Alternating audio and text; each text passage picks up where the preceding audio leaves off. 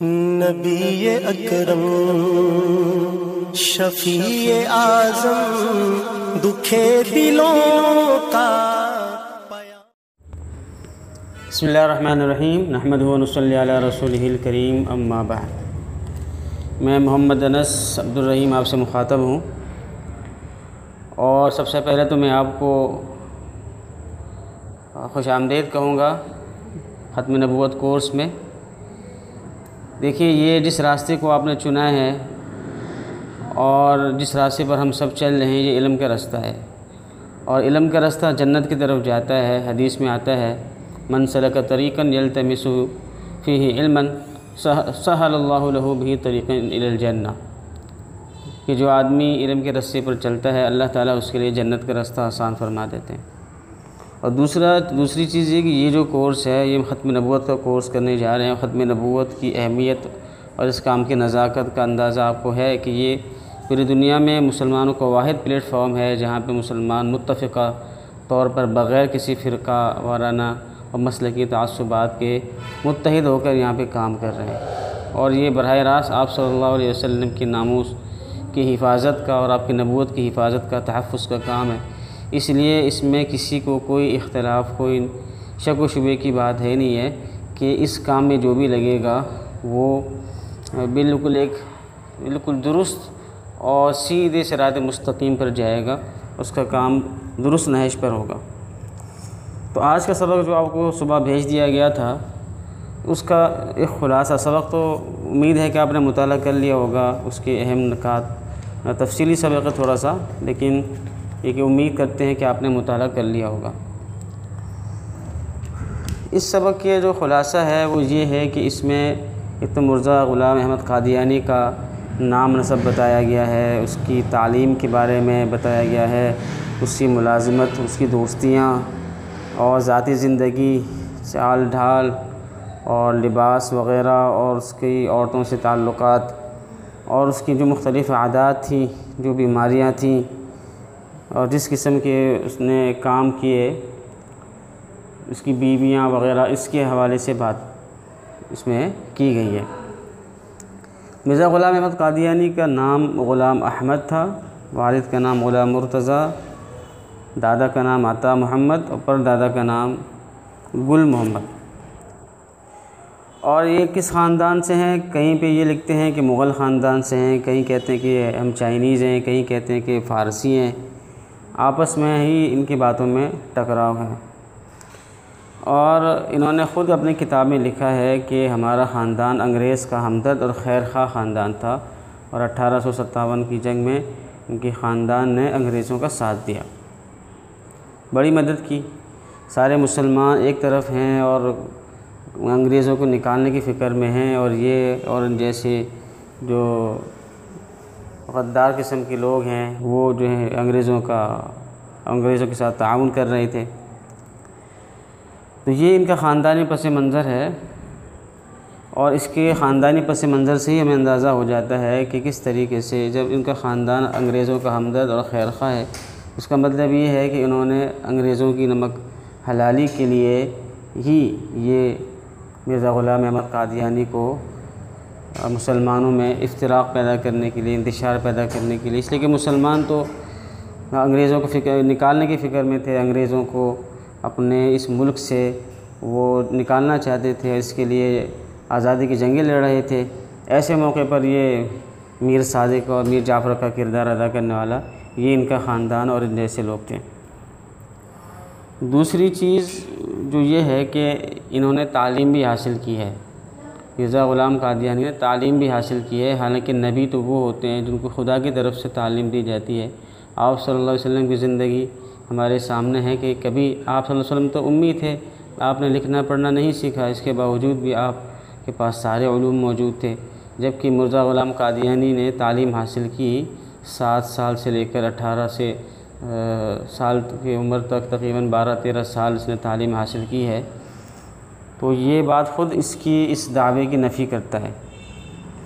इसी तरीके से तीसरी चीज़ जो इस सबक में हमने देखी है, जो आपने नोट की होगी, कि इसकी जो दोस्तियाँ थी वो दोस्तियाँ अच्छी नहीं थी। उसके सारे दोस्त बेनमाजी और इस तरह के थे। बल्कि आपने अंदर पढ़ा होगा कि एक दोस्त एक मरतबा अपने दादा की पेंशन लेने जा रहे थे, जो 700 रुपये थी, जो आजकल के ज़माने के लिहाज से तकरीबन 45 लाख रुपए के बराबर होती है, 44,80,000 रुपये के बराबर बनती है। वो पेंशन लेने के लिए गए, पेंशन लेके बाहर निकले तो इनकी एक दोस्त जो इनको साथ ले गए और सारा पैसे उड़ा दिए। तो ये इनकी हालत थी कि इनकी दोस्तियों की हालत ऐसी थी, और ऐसे उन्होंने जवानी में ऐसे ऐसे काम किए कि अपने ही दादा के पैसे सारे उन्होंने उड़ा लिए।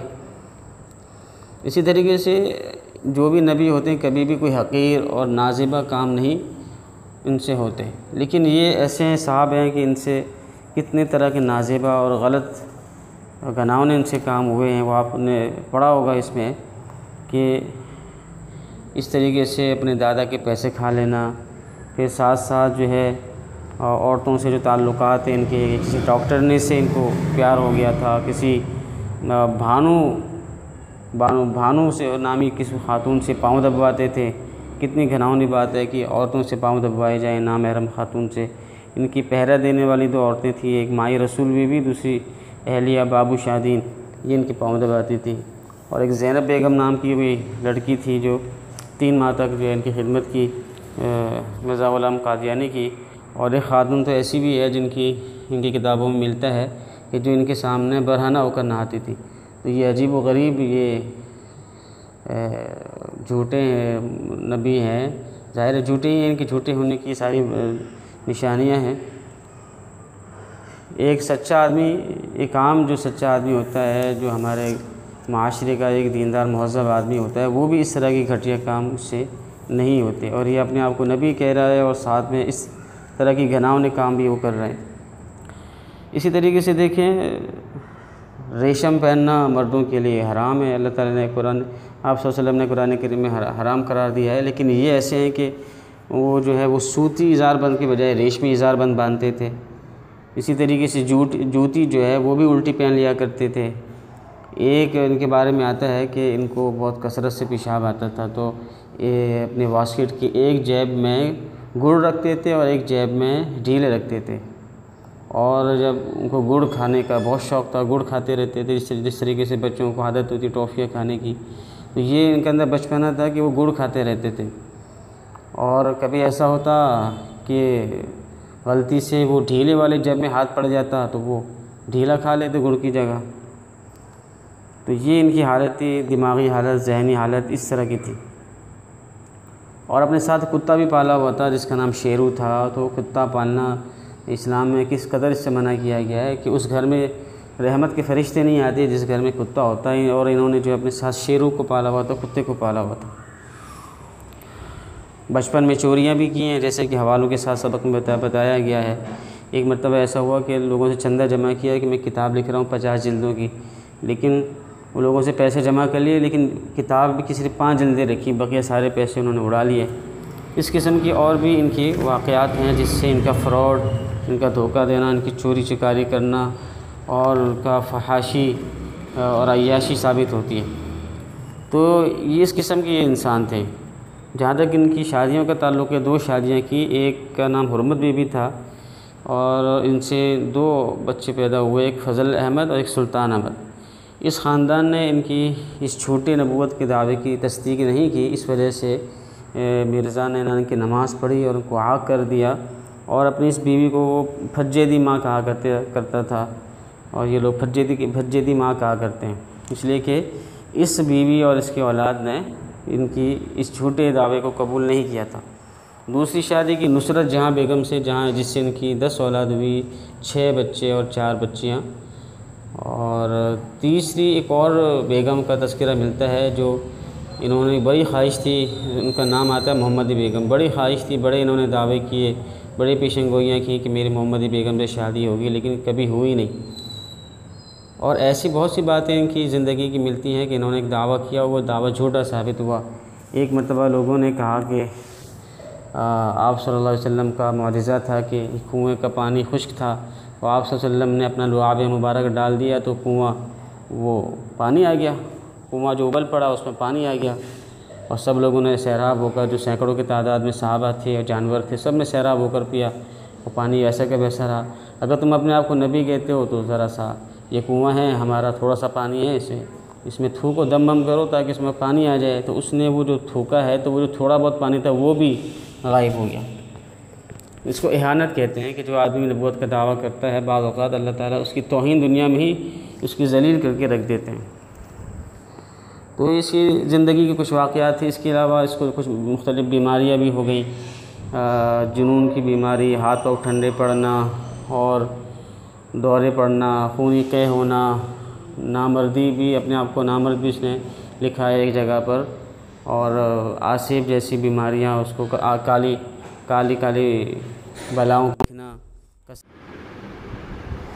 इसी तरीके से खूनी क़ह आना और कसरत से पेशाब, सर दर्द, दस्त की बीमारी, मकत से खून निकलना, ये सारी बीमारियां इसको हुई। और इसका जो इंतकाल हुआ है और ये जो वासिल जहन्नुम हुआ है तो वो भी इसी हालत में कि वो पखाना उसको दस्त हो गए और हैज़े की बीमारी हो गई, उल्टियाँ भी हो रही हैं, साथ में दस्त भी आ रहे हैं, पखाना भी है, और इसी जगह में उसी मुंह के बल गिरा और उसी में उसका वो इंतकाल हो गया।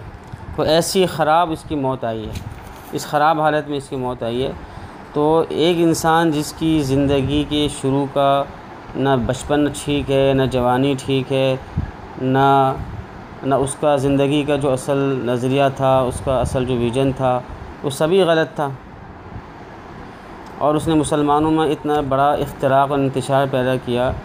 तो वो आदमी की किस तरीके से हम तस्लीम कर सकते हैं। और नबूवत का इतना मुक़द्दस मनसब होता है, इतना मुक़द्दस एक मनसब है, और किस तरीके से हम एक ऐसे झूठे और फ्रॉडी और इस तरह के आदमी को हम दे सकते हैं। तो पहली बात तो आप ये समझ लें कि एक ऐसा आदमी जो नबूवत का दावेदार हो तो हम उसको तो उससे तो दलील भी नहीं मांग सकते कि तुम अपनी नबूवत की दलील दिखाओ तो हम सोचेंगे। उससे तो दलील का मुतालबा भी नहीं कर सकते।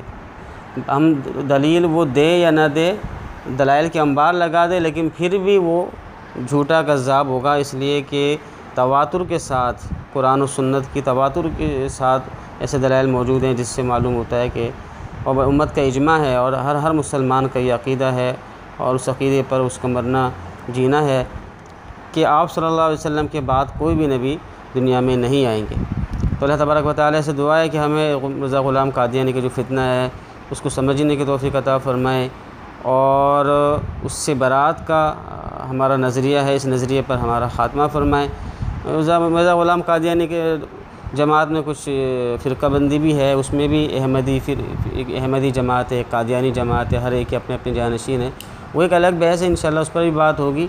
और इसके अलावा कुरान और सुन्नत के जितने दलाइल है वो भी आपके सामने पेश किए जाएंगे। मिर्ज़ा ग़ुलाम क़ादियानी की जो और बातें हैं, उसके जो अपने दलाइल थे उस पर रद्द, वो सब इंशाअल्लाह इस कोर्स में आपको पेश किया जाएगा। आपको इस आज के सबक के हवाले से कोई भी सवाल हो तो आप पूछ सकते हैं, और अपने तजावीज़ वगैरह भी आप हमें भेज सकते हैं। अस्सलामु अलैकुम वरहमतुल्लाहि वबरकातुहू।